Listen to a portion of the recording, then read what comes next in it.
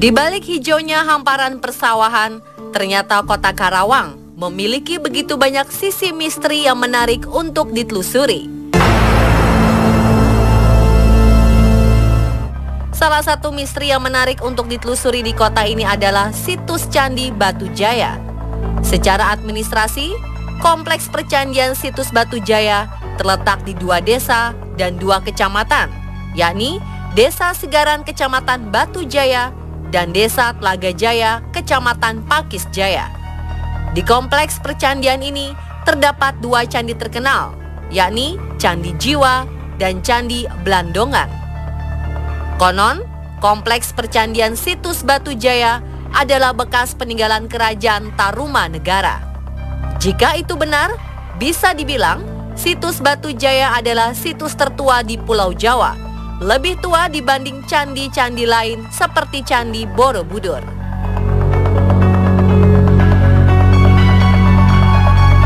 Bahkan kalau Candi Borobudur yang saya lihat di catatan sejarah itu abad 830-an. Kalau percandian Batu Jaya itu dari akhir prasejarah awal Hindu-Buddha berjalan sampai abad 5, bahkan sampai abad 7. Zaman kerajaan Tarumanegara berkuasa meliputi bukan saja Karawang, Bekasi, Bogor, Pandeglang, dan DKI Jakarta.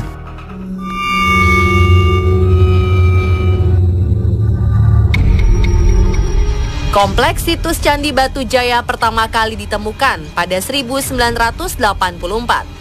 Mulai diekskavasi pada 1985 dan dilanjutkan pada 1996 hingga 2001 oleh tim arkeologi Fakultas Sastra Universitas Indonesia. Pada proses pemugaran, para ilmuwan kemudian menemukan batu-batuan pembentuk candi dari fragmen tulang belulang manusia dan binatang, gerabah, serta kerang-kerang laut kuno. Namun, temuan mengejutkan terjadi pada 2003 sampai 2011, di mana para ahli menemukan kerangka manusia dalam jumlah banyak yang masih utuh, dari tengkorak sampai tapak kaki.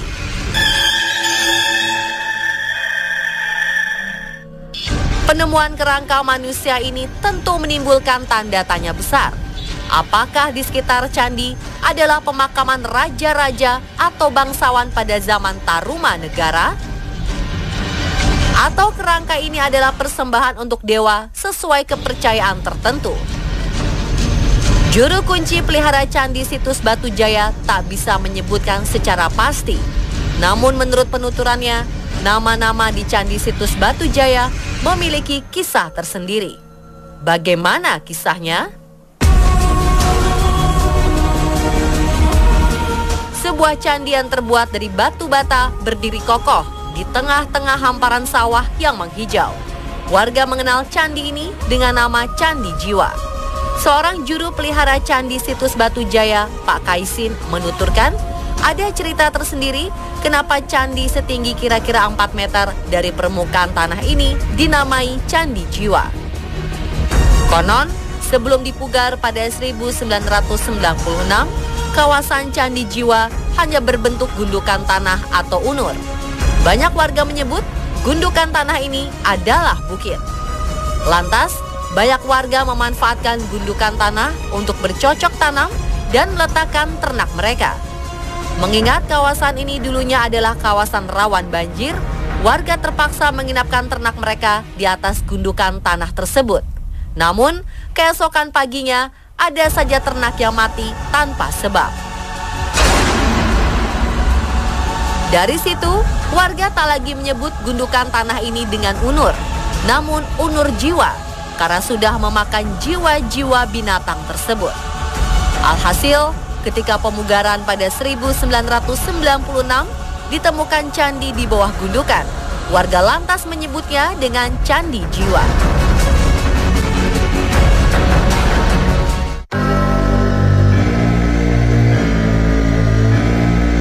Berbeda dengan Candi Jiwa, nama Blandongan diambil dari dialek setempat yang identik dengan pendopo. Hal ini dikarenakan lokasi candi sering dijadikan tempat istirahat seusai mengembalakan ternak.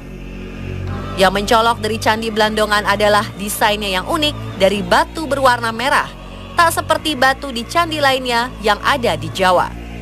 Candi Blandongan juga memiliki 4 jalan masuk berupa tangga di keempat sisi-sisinya dengan jumlah anak tangga 9. Selain rupa candi, di dalam Candi Blandongan juga ada sebuah penemuan benda bersejarah, di antaranya amulet dan gerabah bumi. Amulet adalah jimat yang ditanam seseorang saat seseorang mengunjungi suatu tempat. Bisa juga tanda seseorang memenuhi nazarnya atau sebagai penolak bala. Pak Kaisin juga menuturkan bahwa di Candi Blandongan banyak ditemukan kerangka-kerangka manusia. Bahkan beberapa kerangka ini ditemukan dalam keadaan masih menggunakan perhiasan, di antaranya berupa manik-manik dari tanah, kaca, dan batu.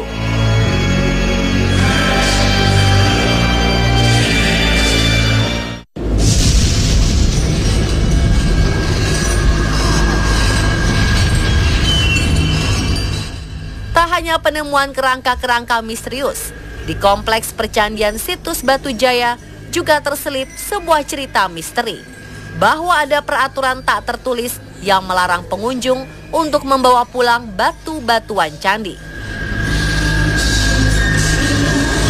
Pak Kaisin menuturkan, ada beberapa pengunjung yang tidak mengindahkan aturan tersebut. Mereka nekat membawa pulang batu candi untuk dijadikan jimat, penglaris, atau sarana untuk memajukan usahanya.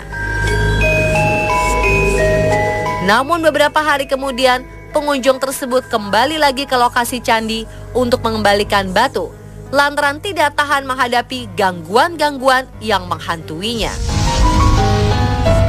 Sebagian mereka ada yang menjawabnya, pada 4 hari saya membawa benda ini, dan kemudian saya lihat ada orang nunggang kudanya kuda putih, lihat di pandangan mata saya menghilang, lalu saya menggigil seperti itu.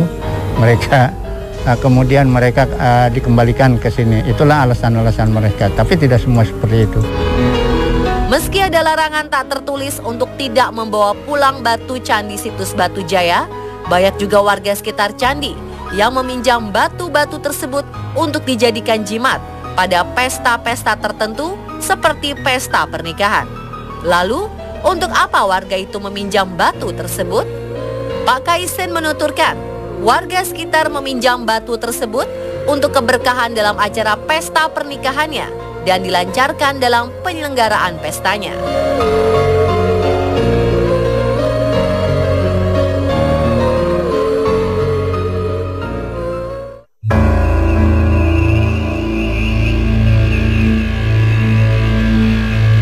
Selain mitos tentang larangan untuk membawa pulang batu dari kompleks percandian situs Batu Jaya, menurut penuturan warga setempat, di kompleks percandian situs Batu Jaya ada sosok misterius yang hingga kini tak bisa dijelaskan oleh akal sehat. Salah satunya adalah misteri sosok berjubah putih di Candi Jiwa. Menurut penuturan juru pelihara, tak ada yang tahu secara pasti siapakah makhluk gaib berjubah putih tersebut. Apakah ia masih ada hubungannya dengan kerajaan Tarumanegara atau tidak? Sedangkan di Candi Blandongan, juru pelihara Candi situs Batu Jaya menuturkan bahwa banyak para pekerja yang sering diganggu oleh sosok misterius berperawakan kakek-kakek. Bahkan para pekerja di Candi Blandongan menuturkan bahwa mereka pernah melihat sosok misterius tersebut dan mengaku mereka kerap diganggu oleh sosok misterius tersebut. Seperti misalnya ketika mereka telah mengukur bangunan luar candi dengan menggunakan tali. Namun, tali tersebut tiba-tiba berubah dari ukuran yang telah ditetapkan sebelumnya. Kalau malam Senin Jumat, kadangkala ada suara orang numbuk, kata orang sana sebelah sana, kata orang sana sebelah sana gitu. Goncangan pakai lumpang panjang itu. Kalau salah tertawa gitu, semua kedengaran itu.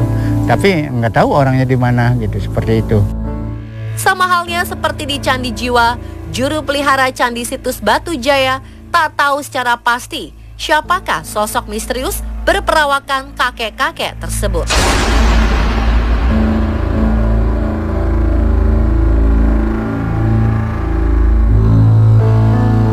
Pemirsa, itulah akhir penelusuran tim On The Spot tentang misteri tersembunyi di kota Lumbung Padi.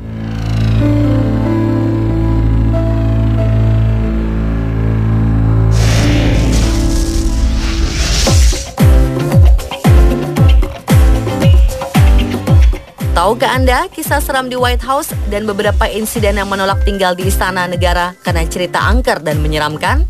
Jangan kemana-mana, tetap di On The Spot.